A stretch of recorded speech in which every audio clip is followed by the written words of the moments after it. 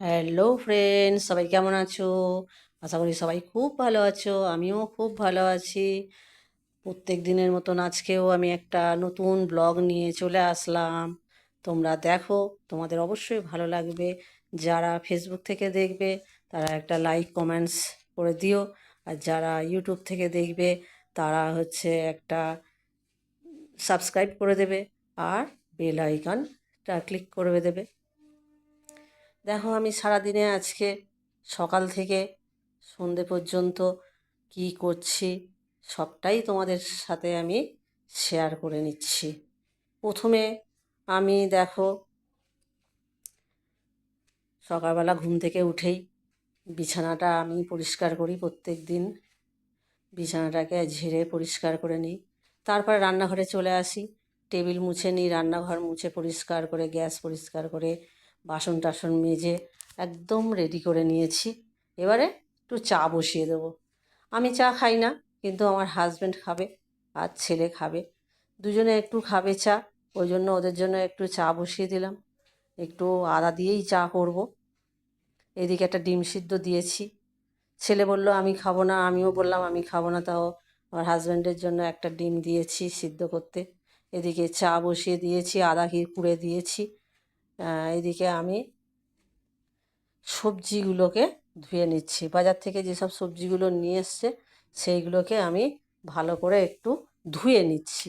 সবজিগুলো না ধুয়ে নিলে ভালো লাগে না, ওই জন্য আমি একটু সবজিগুলোকে ভালো করে ধুয়ে নিয়ে তারপরে ফ্রিজের ভেতরে রেখে দিই।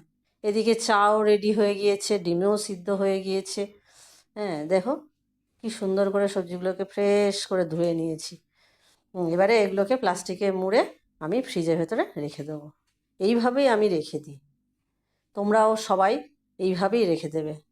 আর তো মটন নিয়ে এসেছিলো, মটনটাকে ভালো করে ধুয়ে পরিষ্কার করে রেডি করে নিয়েছি। মশলা টশলা মিশিয়ে একদম প্রেসার কুকারে দিয়ে দিয়েছি সিদ্ধ করার জন্য। এদিকে বিট কপি ভাজা করেছি, আর বিন কড়াই আর পেঁয়াজকালি ভাজা করেছি।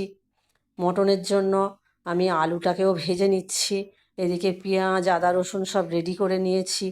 হ্যাঁ, মশলা কষে নিয়েছি, আর আলুটাকে ভেজে নিয়েছিলাম, সিদ্ধ তো করিনি, ওই জন্য একটু আলুটাকে ভালো করে একটু কষিয়ে নেওয়া হচ্ছে, যাতে তাড়াতাড়ি সিদ্ধ হয়ে যায়, কারণ মাংস তো সিদ্ধ হয়ে আছে।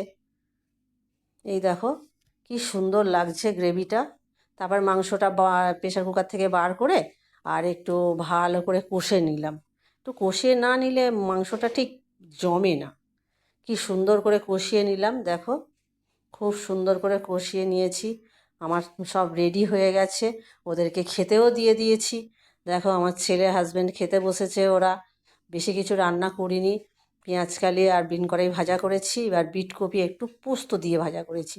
পোস্ত দিয়ে খেলে খুব সুন্দর লাগে খেতে, তাই জন্য আমি যখনই ভাজি একটু পোস্ত ছড়িয়ে দিই, খুব ভালো লাগে খেতে। তোমরাও এইভাবে খাবে, খুব ভালো লাগে। ওইদিকে আমারও ভাত বেড়ে নিয়েছি, আমি ভিডিওটা করছি ওই জন্য একটু পরে খাবো।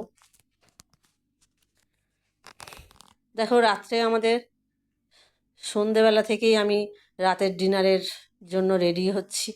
আমার ছেলে বলল দেখো মা, মটরশুঁটি দিয়ে একটু তুমি কচুরি করো, মটরশুঁটির কচুরি।